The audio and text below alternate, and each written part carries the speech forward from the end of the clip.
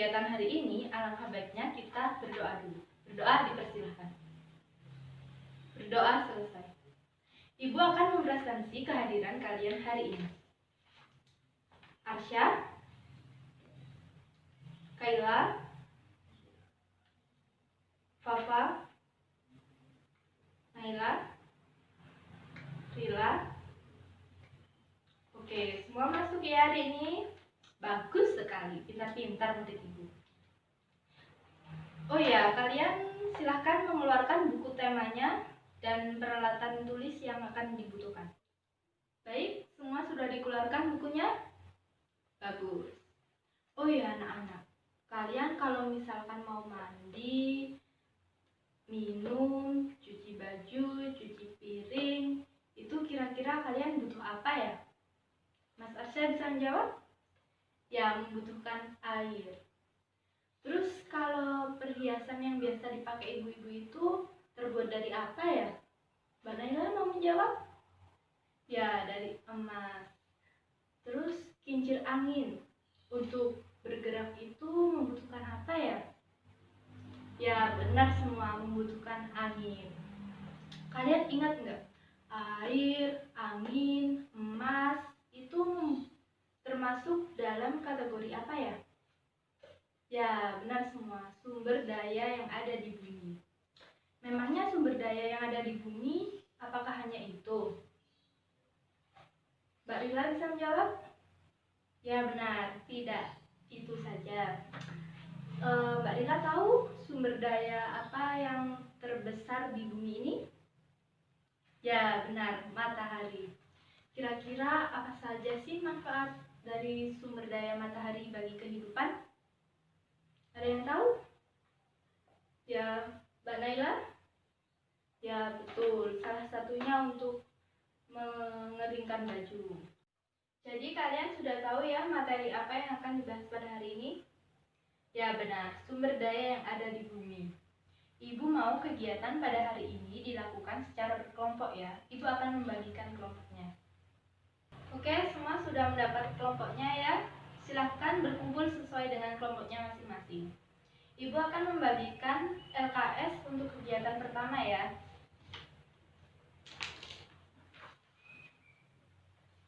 Oke, semua sudah mendapatkan LKS-nya. Sekarang silahkan dibuka buku temanya pada halaman 1. Nah, di situ terdapat bacaan sumber daya energi di Indonesia. Silahkan kalian membaca berkelompok, membaca semuanya, kemudian menuliskan hasil kegiatannya yang di kolom sudah terdapat di LKS.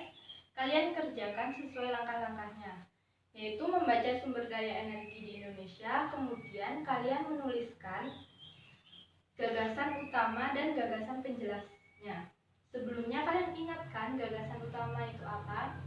Ya, gagasan utama itu gagasan yang masih umum dan perlu penjelasan. Biasanya terletak di awal paragraf. Kemudian gagasan penjelasnya merupakan gagasan yang menjelaskan dari gagasan utama itu. Dalam setiap paragraf memiliki gagasan utama dan gagasan penjelas masing-masing ya. Untuk lebih memahami, silakan kalian baca dulu LKS-nya, langkah-langkahnya, selanjutnya kalian kerjakan di lembar kegiatannya. Kalian sudah mengerjakan kan tugas pertama yang ada di lembar kerja kegiatan 1? Selanjutnya kalian bisa mengerjakan tugas 2-nya, yaitu mencari sumber daya di Indonesia. Macam-macamnya ya. Kan di bacaan yang kalian cari di gagasan utama dan penjelasnya tadi terdapat macam-macam sumber daya di Indonesia. Itu kalian tuliskan di tabel yang juga ada di lembar kerja kalian ya. Silahkan dikerjakan secara berkelompok juga, didiskusikan ya. Baik, sudah selesai semua mengerjakan? Ibu minta satu perwakilan dari kelompok untuk mengisi papan tempel ini sesuai dengan hasil kerjanya ya. Tadi kan kalian menemukan macam-macam sumber daya di Indonesia. Ada 2 macam kan, sumber daya yang dapat diperbaharui dan sumber daya yang tidak dapat diperbaharui. Ibu minta perwakilan untuk menempelkan gambar yang ada di sini sesuai dengan letaknya. Oke, terima kasih kepada perwakilan kelompok yang telah maju untuk menempelkan. Seperti yang kalian ketahui ya, sumber daya yang ada di bumi ini dibagi menjadi dua, yaitu sumber daya yang dapat diperbaharui dan sumber daya yang tidak dapat diperbaharui. Kalian tahu nggak pengertian sumber daya yang dapat diperbaharui itu apa? Ya Mbak Naila? Ya benar. Sumber daya yang dapat diperbaharui adalah sumber daya yang bisa memperbaharui dirinya sendiri, sehingga memiliki jumlah yang melimpah. Jadi, kalau kita menggunakan secara terus-menerus tidak akan habis. Contohnya yaitu energi matahari, udara, ini udara ya, ini air. Jadi, matahari, udara, dan air sangat mudah kita jumpai dan itu jumlahnya tidak terbatas. Jadi, dalam menggunakan energi matahari, udara, dan air, jika kita menggunakan secara terus-menerus, mereka tidak akan habis karena otomatis sudah bisa memperbarui dirinya sendiri. Kemudian, sumber daya yang tidak dapat diperbaharui. Kalian tahu pengertiannya apa? Ya, Miss Asya? Ya, benar. Sumber daya tidak dapat diperbaharui adalah sumber daya yang jumlahnya sangat terbatas dan sangat sulit dijumpai. Contohnya yaitu minyak gas dan bumi ini dalam mengambilnya sangat sulit, jadi jumlahnya terbatas.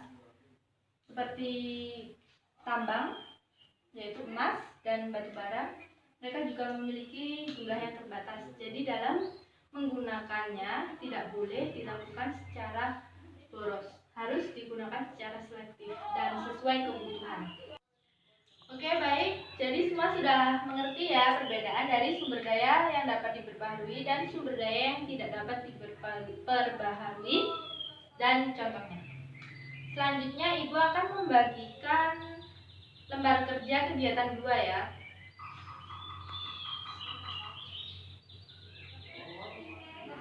Oke, untuk mengerjakan kegiatan 2 ini kalian harus membuka buku tema halaman 3. Oke, waktunya sudah habis ya. Ibu akan membagikan kertas origami ini, kemudian satu kelompok maju perwakilan menuliskan hasil diskusinya manfaat energi matahari ini tadi. Kan pertanyaannya di lembar kerja tadi manfaat energi matahari ya. Kalian perwakilan menempelkan di sini satu-satu. Ibu bagi ya.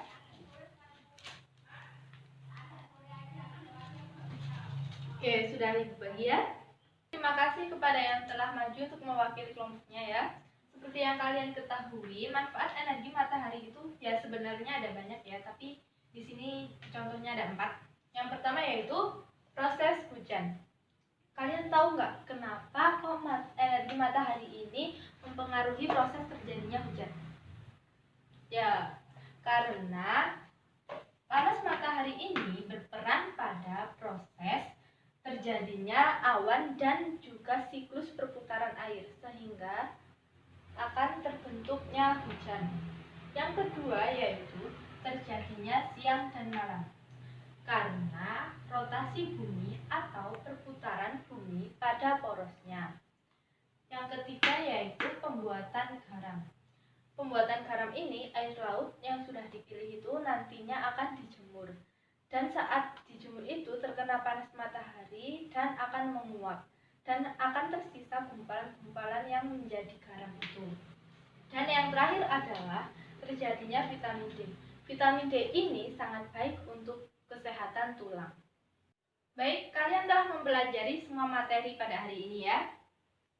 Untuk lebih lanjutnya, mari kita simpulkan bersama-sama ya, supaya kalian semua paham.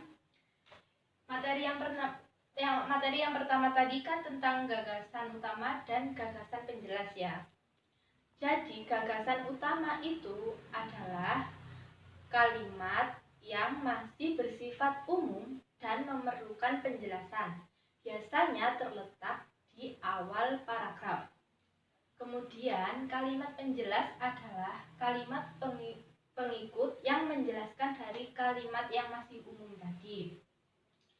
Baik, selanjutnya mengenai sumber daya di Indonesia. Macam-macamnya tadi dibagi menjadi dua, yaitu sumber daya yang dapat diperbaharui dan juga sumber daya yang tidak dapat diperbaharui.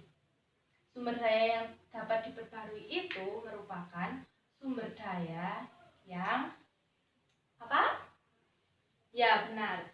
Sumber daya yang bisa memperbarui dirinya sendiri dan jumlahnya tidak terbatas. Yang kemudian yaitu sumber daya tidak dapat diperbaharui. Apa? Ya, benar.